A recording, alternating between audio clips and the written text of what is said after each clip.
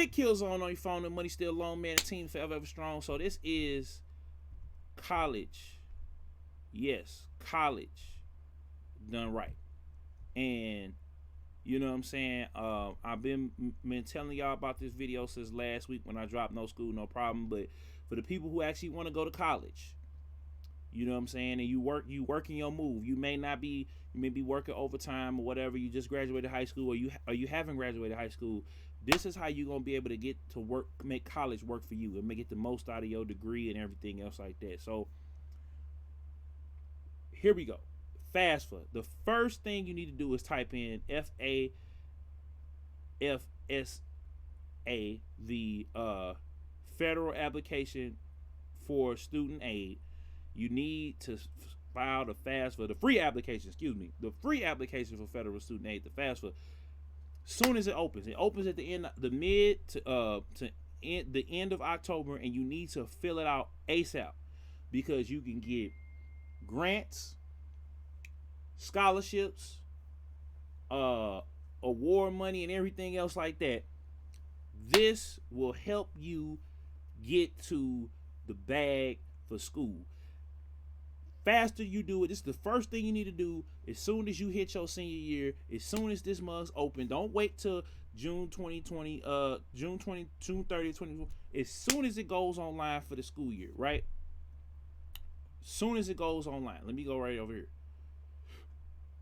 As soon as it goes online and you go on this website, see if everything changes or whatever, you need to start the process, get your information, all of that, and get it in, because you can get automatically off top, you're going to get the Pell Grant. You know what I'm saying? That's based on your income, your parents' income. You got to get the income tax and everything like that. You submit it. They'll give you, this, that, and third. You don't use this for any loans. You working on grants, scholarships, awards, and you're going to go, you know what I'm saying, to your state, because that your state has certain stuff, your city has certain stuff, certain scholarships, certain grants you can apply for if you're in high school or you going to college. You're gonna make sure this is done, because you can't apply. You're gonna go to the school website. You're gonna follow the instructions. You might have to submit a registration fee or whatever. It's non-refundable. You're gonna submit the FAFSA, and they're gonna tell you if you accept it or not. So the next thing you need to do is, while you're in school, right? While you're doing that, you in your junior or your senior year, you need to be thinking about advanced placement courses. Now, why I'm gonna tell you about advanced placement courses, and this is on College Board. You go on here, and different schools might have different programs where they had AP capstones or whatever. This basically said, this puts on your diploma, and they give you another diploma to get in math, science, history, all these different courses and different classes, right? That you can basically skip, you know what I'm saying? Because you already are at college level in advanced placement, these advanced placement courses. You can skip the classes in college and you can move towards something else in your degree. But basically what you want to do here is, let me go back. Since you don't know what you want to do or be yet, or you need to have something going now, right? So you working, and let me get to work in a second. You're going to get your, what is that thing called? Your general education degree. You know what I'm saying? Your general education degree, basically you get, it says general education is the first part of the degree. Before you get into the area of study, the main courses that define your degree, or the top of the degree with free electives. Basically, general education, or Gen Ed for short, is required curriculum that makes up the foundation undergraduate degree. So basically, these are high school courses that they make you pay for over again, basically. And doing the AP, right, will help you get scholarships, grants, awards, and it'll help you get credits for your general education degree. So usually it takes 2 years, right? If you go all year round, you can go spring, summer, fall, you off Christmas, everybody's off Christmas. Spring, summer, fall, you off Christmas, right? But this will shave off 6 months or more, depending on how much work you put in on them AP classes. You could essentially, if you really wanted to, I mean, I don't think you can skip all the way through, but you could get it down maybe to a year, maybe 18 months at the most. But if you go a whole year, now you're 17, 18, now you're 19, you're 18, 19, and you already have an associate degree because you get this general education degree. Now you rolling into into your what you need to do. So basically here, right, you're gonna go for, I'm gonna switch this over here, you're gonna go for an internship. I'm gonna switch the window over here. Let me see here. I don't see that. Okay, I can't use that one. So basically you're gonna go and you're gonna look for internships. Now I'm not gonna bring these up, but you just type in internships here on Google and search away, because it brings up my location. So I'm gonna put that up there. So the internships is basically companies saying, hey, come work for us. You know what I'm saying? Come work for us. You might work for free, you might get paid, but you're getting experience that you could put down on your resume, that once you finish your degree, once you if you work in a job already, if you get a couple of years under your belt, all of these different things put together, hey, we know you from working this internship. Now you get an entry level position, and that it looks good on your resume. It looks good next to your education on your resume. And here's another thing you could do: work study. You know what I'm saying? Which is some general education school,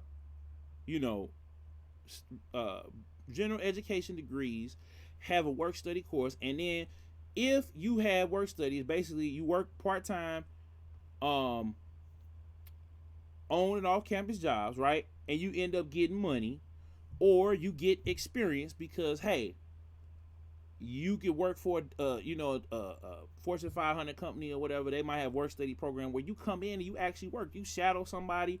You working alongside somebody. You might be an assistant. You might be you might be doing something entry level, a little remedial, but you getting to learn the experience of what it's like to be you know what I'm saying, what it's like to be in their office. And then if you at school doing work study, this is going to help you pay for school. So if you already excelling, right, or if you need to pull your grades up now. If you're in high school, pull your grades all the way up, getting them AP courses, get into work study. You know what I'm saying?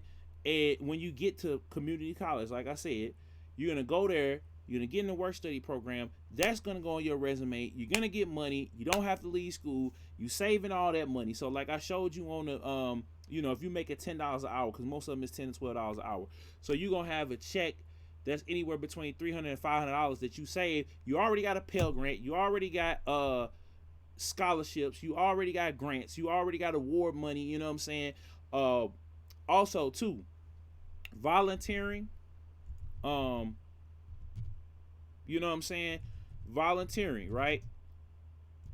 I'm not gonna put that in there because, again, I don't want my location to put it. But you do volunteering work, you know what I'm saying, for a local charity or a local organization that help, of a cause that of your choosing, and that goes on your resume too. Now I know you don't want to volunteer, but the more that you do in high school, volunteering, AP, internships, you know what I'm saying, because they have high school summer internships too. In the summertime, when you sitting around this, that, and the third, if you ain't watching your boy, you could be out there learning about a different, going to intern and going to do different things at different companies and stuff like that. And you interning before you even get to college. So then they know, okay, you going to JUCO, you gonna get your gen ed degree, then you gonna go, if you say you want to go to Emerson, so you gonna go to get a civil engineering or electrical engineering degree, you know what I'm saying, or you're gonna go to technical school to become an electrician. So then you're gonna go back after you get, you got your associates, you got your trade school certificate, basically saying that you're a licensed electrician in your city, your state, or whatever, if it's HVAC, whatever the trade is, you know what I'm saying. You already got a foot in the door that says, hey, I got this, I got my paperwork. So you're not racking up debt. You're not putting yourself in a hole. You saving money, you still breaking your parents and stuff off. Go back and watch no school, no problem, and apply that where you're not just saving, you saving your money, right? You kicking in, you giving back this, then the third, you adjust it the way you need to see fit, right? And then you have an associate's degree, basically saying you have associate's degree, and now you from interning, doing work study, volunteering, you know what I'm saying, even just scheduling a talk, you know what I'm saying, talking to a representative to a company and saying, okay, what do I need to do to get a job here? What's the best way? You know, doing all of those things, right? Taking meetings, you know what I'm saying?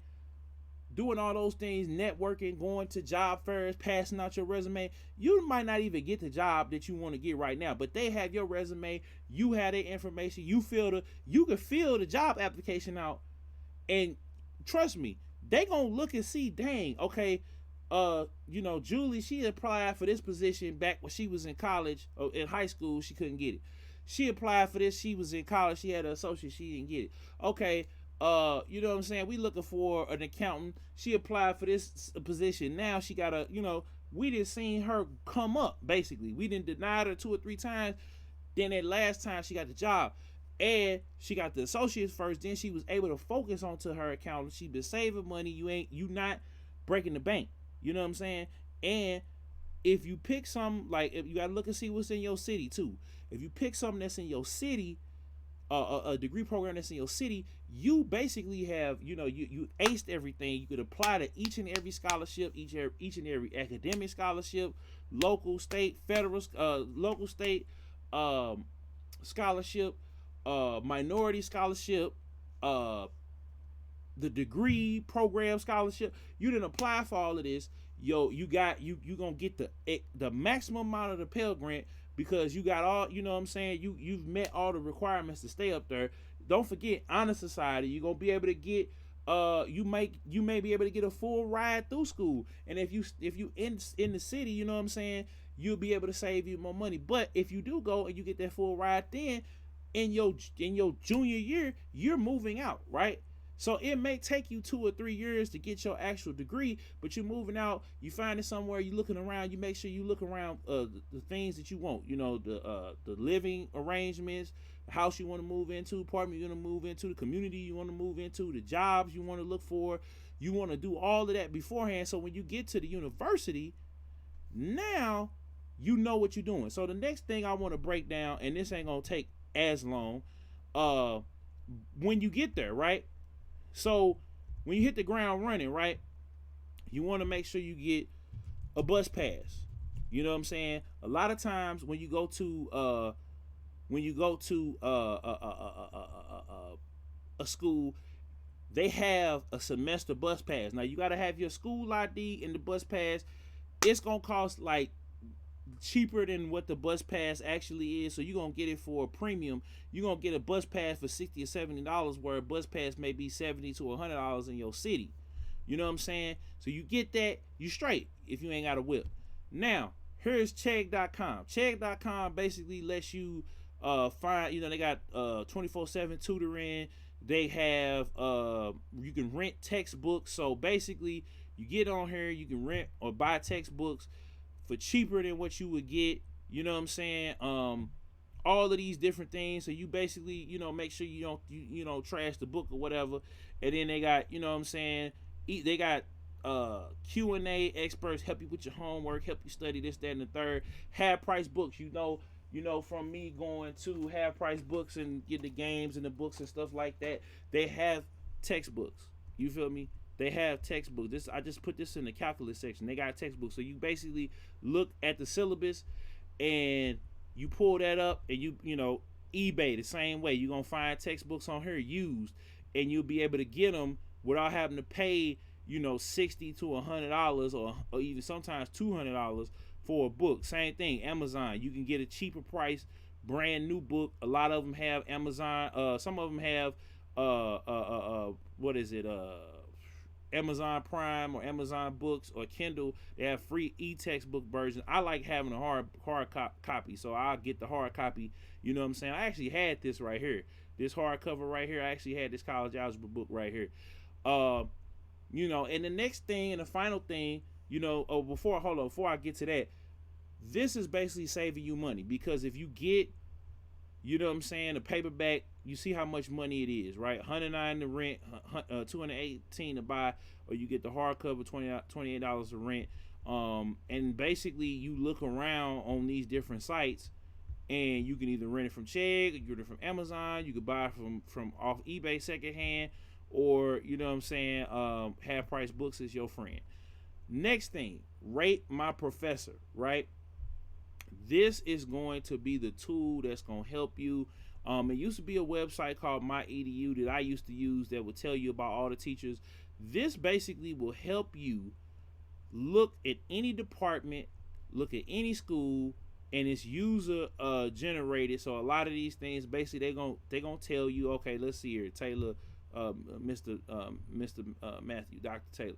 So he is in psychology, or she is in psychology. I don't know yet. So it basically breaks down what's on here, and then some of them have let me see here, teacher, professor review. So basically you got rate my professors, but there's other ones. There's ULoops.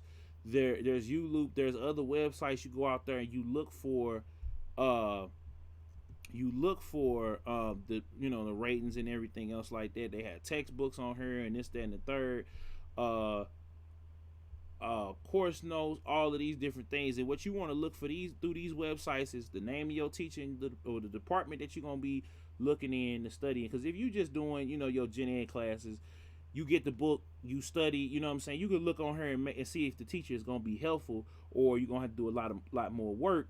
But when you get to your actual degree program, you want to make sure you look at these websites and you type in professor review websites, and you look at these websites, and then basically you can go, and some of them even have the syllabuses on here. Some of them people have, some of them have the syllabus on there. And then too, you can reach out, now that you know the professor at the school, you reach out, you say, hey, before the semester before that you get ready to start your actual degree program, or even if you get the ones for your general education degree program, you basically are getting the syllabus, you're getting the work, and you can go sit in on that class. Unless they tell you that you can't be there, you can pretty much sit in on any class. As long as you're a student, as long as you are there, you can sit in on the class, you can ask questions, you can get with the teacher, say, hey, I want to run through this stuff beforehand. So while you chilling, if you're not doing work study, if you're not working part-time somewhere else, if you're not studying, you could be in this class, or you're not interning, you could be in these classes, or you could be in these classrooms with these teachers getting the information. So the next semester, a lot of them had test out opportunities, so you could teach yourself, do the test. Some teachers will even grade them, if they got free time or whatever, because that's basically like consulting. So they might have study hour, open lab, or whatever the case may be, where you go in there, they'll grade. They sitting there just chilling in the room getting paid extra money. They'll review the test, and then so you go in at the beginning of the semester, you test out, you get your money back that you got out of your from your, because they take your Pell Grant, right? They have so much money, and since you going to community college, the Pell Grant will pay as long, like I said, as long as you're doing well in the classes. As long as you keep your GPA up 3.3 or higher, you're going to get the full Pell Grant. If you keep it 3.5 or above, you really going to get the full Pell Grant, and then some when you get your stipend. You know what I'm saying? So let me tell you real quick about the stipend, and then we're going to end the video. So the stipend, right, is your best friend. The stipend is what's left over from your Pell Grant to buy your books, to buy you a computer, to buy you, the bus pass and all of that. Don't blow that stipend. The reason why I showed you all that stuff, because you're going to get that stipend, and you might think, oh, I got money now. Don't do it. Like I said with the credit cards, one credit card, $500, tell them you can never raise it, because it's easy to get out of $100 to $500 worth of debt, but it's harder to get out the $1,000 worth of debt if you got bills and stuff like that. And in the first couple of years when you graduate high school, your parents might not put the squeeze on you to contribute or pay rent, but you need to make sure that you contributing, that you paying your bills. Like I told you, like I told you in No School No Problem, if you using it to eat and you got money coming in from work study or working part-time and you paying your credit card off every month, except like I said, end of the year you let it report in January, you pay the minimum, you don't pay it all the way off. So in February you pay it all the way off because it reported on your credit report. You Gucci, you good, everything is straight. So basically I done walked you through how to do college right. If you follow these instructions, and I might do a follow-up video where I get even more in detail, but if you follow these instructions, you won't be in debt, you'll find a career that you actually like, and you'll have money in your pocket, so, and a job to walk into. You know what I'm saying? But it's all on you. It's Big Killzown on your phone, the money still long, and the team forever, ever strong. I'm out. We're going to win together. We're going to eat together. You know what I'm saying? We're going to ball together. So, we out. Hope y'all enjoyed this video, and I'll see y'all on the next one. Peace.